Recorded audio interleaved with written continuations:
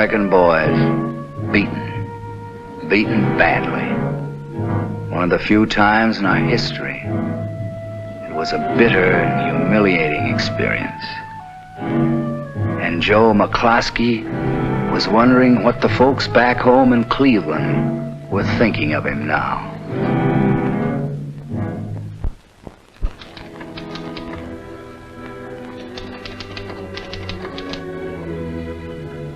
As we look back on that first defeat and the bloody victories which followed, we realized that only battle experience could make a combat soldier.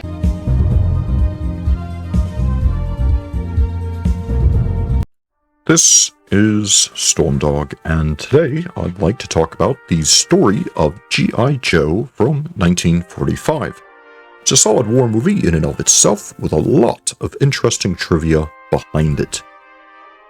Let me take a look at the film itself and then give you some story behind it. I will say off the bat, there are some really great colorized versions here on YouTube you can watch for free. These copies do a really great job at giving you the highest definition cut possible, and also have good subtitles as well. I will try to remember to leave you a link below. The story of G.I. Joe, sometimes called Ernie Pyle's story of G.I. Joe, is a 1945 war film dealing with the American infantryman experience in the European theater early on, especially in Tunisia and Italy. The film is narrated by the character of Ernie Pyle, a representation of real-life war correspondent of the same name. Ernie Pyle here is played by Burgess Meredith of Rocky fame. Some actors have just always looked old. Ernie Pyle throughout the film drops in on and spends time with the boys of C Company 18th Infantry. We follow them throughout various battles, experiences, and struggles. It's a balance of events between Pyle and C Company, with him sometimes showing up again and getting updated on what they've been through. War films are often lambasted for glorifying war, but I can recall very few war films I encountered during my youth that straight up glorified the subject. This film is a great example of such. It does not end triumphant despite their victories. Losses are suffered of people you care about. The toll is shown on not just the American soldiers, but the villages they go through, and men are brought to their breaking point. It's a more balanced representation than I expected from its time. There are some small elements they only show in passing, like how these liberated villages treated Nazi conspirators. Ernie Pyle first meets the men of C Company as they prepare to go into their first battle. He persuades Lieutenant Bill Walker to allow him to accompany them. Walker is played by a very young Robert Mitchum. Can I pause for a second and say I did not realize how striking young Mitchum looked with a full beard and wavy hair. I am so used to seeing him later in his career as the bad guy in films like Night of the Hunter or the tough guy in films like The Yakuza. I did not realize how handsome he was. Pyle has also never seen combat here. He begins to write about these men in the field, like Joe McCloskey, who Pyle says expects to win the war single-handedly, and other men of the company like Sergeant Warnicki, eager to see his kid again, Don Darrow, with only women on his mind, and all the others of the company. You get to know these men throughout the film in their actions and Pyle's narration. His narration, taken from his writings, greatly sets the mood and stakes of the film. They go into this battle, eventually known as the Battle of Kasserine Pass, and see defeat and disillusionment in February 1943. This is a real battle from the Tunisian campaign where Rommel, with his Afrika Korps, the Italian Santoro divisions, and Panzer divisions laid waste to the American battalions. It was the first major engagement between the US and Axis forces in Africa.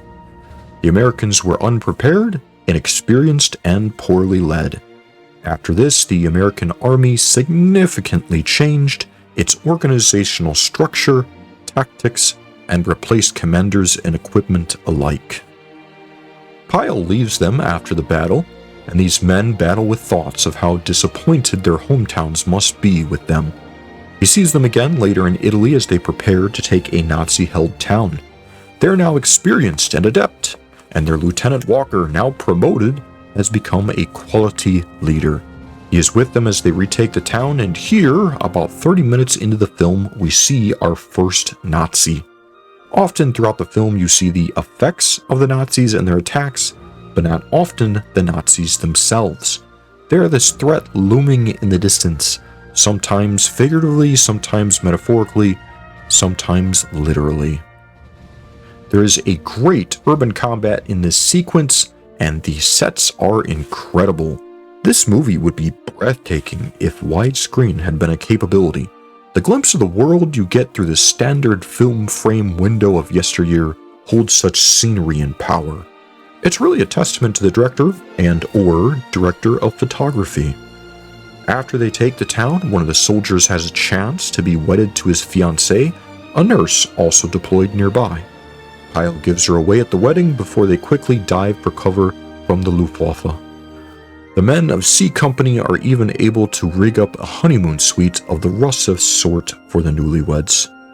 There are various conversations by the soldiers throughout the movie about their conditions. Several of the humorous lines and conversations spoken by GIs in the film are taken, uncredited, from a cartoonist of the day, Bill Maudlin, and his Willie and Joe strip. The company advances to Monte Cassino, but are stopped by Nazi artillery. They dig in, making caves and barrows, and try to sustain a life there until something changes. Their life becomes one of fatigue, mud, rain, cold, almost completely disastrous patrols for prisoners, and enemy barrages. Along the way, Pyle and Walker try to get the men a Christmas dinner as they are deployed too far forward to enjoy it like the rest of the army. Don Darrow tries to find a woman. One soldier tries to figure out how to allocate his army life insurance money, but must change it as his friends die, and Sergeant Warnicki desperately, day after day, tries to get a phonograph working to listen to a recording and hear his son's words for the first time. Everyone is brought to their breaking point, sometimes past, as they wait for something to change. The movie ends as Pyle rejoins them once again after they take Monte Cassino. He sits with them and watches the procession of their dead being brought down the hillside on mules. This is based on a true story Pyle wrote about, although the names in the movie have been slightly changed. The men say their final goodbyes to their dead friends as the movie ends. The statements of goodbye are the exact words Pyle overheard from the historical incident that became one of the most heartfelt and compelling war reports of his career. The movie is mostly based on Pyle's book, Here Is Your War, from 1943, and also takes from another of his books, Brave Men, from 1944. Much of this is true as is depicted in the movie. It is combined from Pyle's experiences with two different companies, and the main character, Captain Walker, is a combination of two different soldiers he respected. In 2009, it was added to the National Film Registry in the Library of Congress. 9 different war correspondents of the time served as technical advisors, some of them even given bit parts in the film. General Eisenhower, and future president, called it the finest war film he had ever seen. Pyle did comment about the title. They are still calling it The Story of G.I. Joe. I never did like the title, but nobody could think of a better one, and I was too lazy to try. When casting began, Pyle, who consulted heavily on the film, said, "For God's sake, don't let them make me look like a fool." Meredith was picked because he was lesser known at that point in his career. He had been serving as a captain in the Army, and the Army refused to release him from active duty. According to Meredith, the Army was overruled by presidential advisor Harry Hopkins, and his honorable discharge from the Army was approved personally by General George C. Marshall. Meredith spent time with Pyle, who was recuperating in New Mexico from the emotional effects of surviving an accidental bombing by the Army Air Forces at the start of Operation Cobra in Normandy. Pyle approved of the casting of Meredith and said that he believed Meredith to be the best choice after the death of British actor Leslie Howard and a plane crash near Lisbon, Portugal. The studio had wanted to place a leading man type in the main role, but Wellman wanted a physically smaller man such as Meredith to better portray the middle-aged Pyle.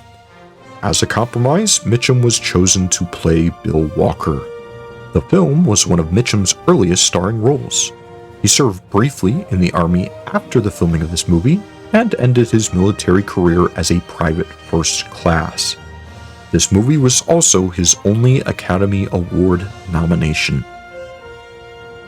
The Army agreed to Wellman, the director, and his request for 150 soldiers who were training in California for deployment to the Pacific and had all been veterans of the Italian campaign, as extras during the 6 weeks of filming in late 1944. The War Department allowed the men to grow beards for their roles. Wellman insisted that actual soldiers speak much of the dialogue for authenticity. He also insisted that the film's Hollywood actors live and train with these soldiers. These extras, these American soldiers, were in the process of being transferred from the war in Europe to the Pacific. Many of them were killed in the fighting on Okinawa, the same battle in which Ernie Pyle was killed by a Japanese machine gunner, never having seen the movie in which they appeared.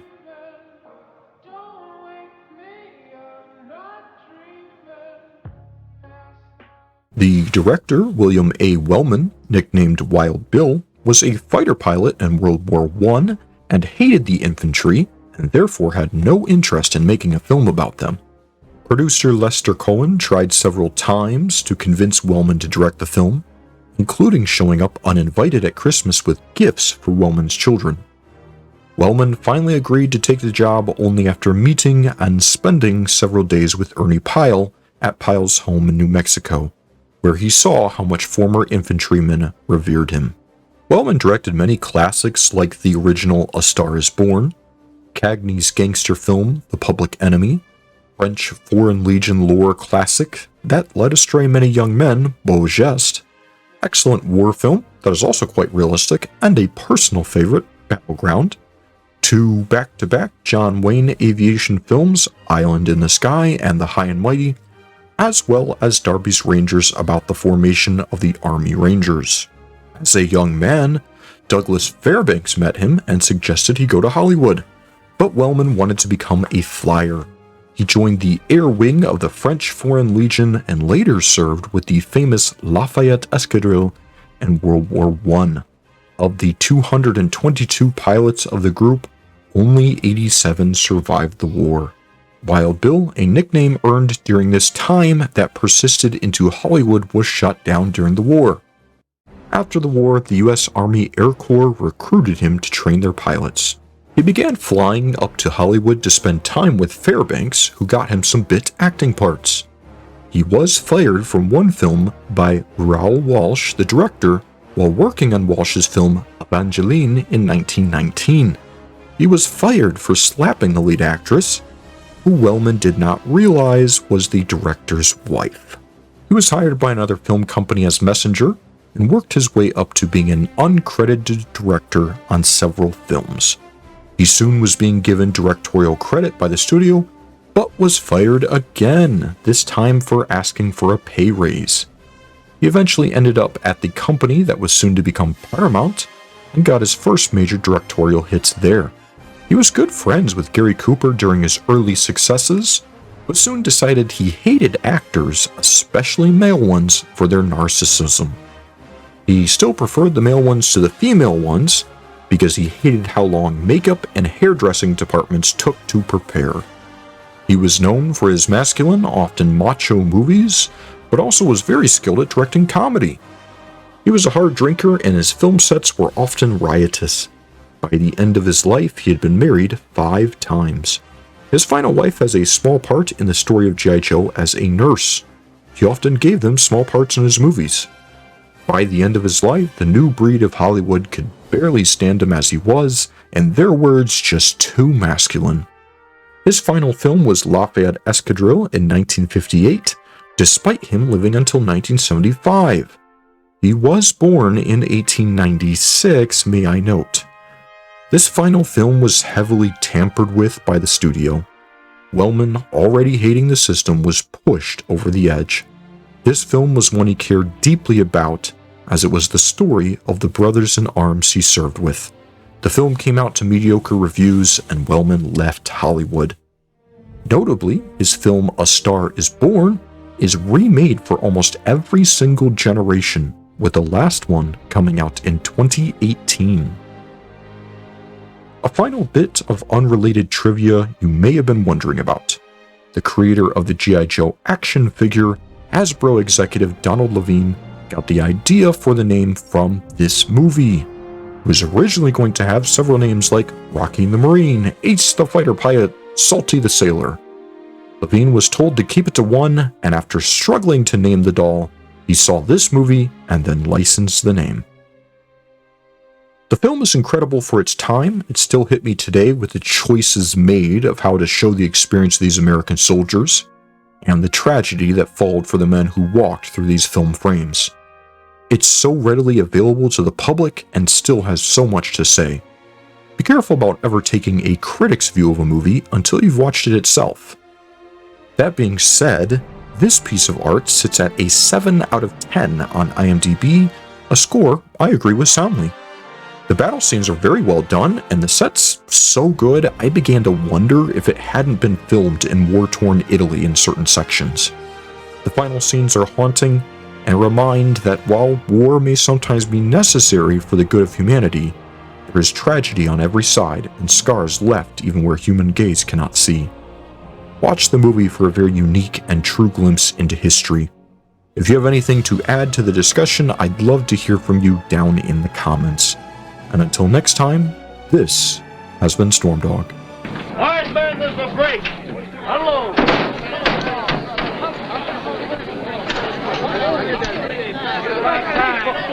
How far up you going, Mr. Pyle. Well, the end of the line, if it's all right with you. Sure. Pyle. You say Pyle? Say, aren't you the fellow that writes that column about weekend trips or something? Mostly about something. That's a pretty good-looking outfit you got. Well, we're not an outfit yet. Maybe by this time tomorrow we will be. Load him up. All right, come on, man.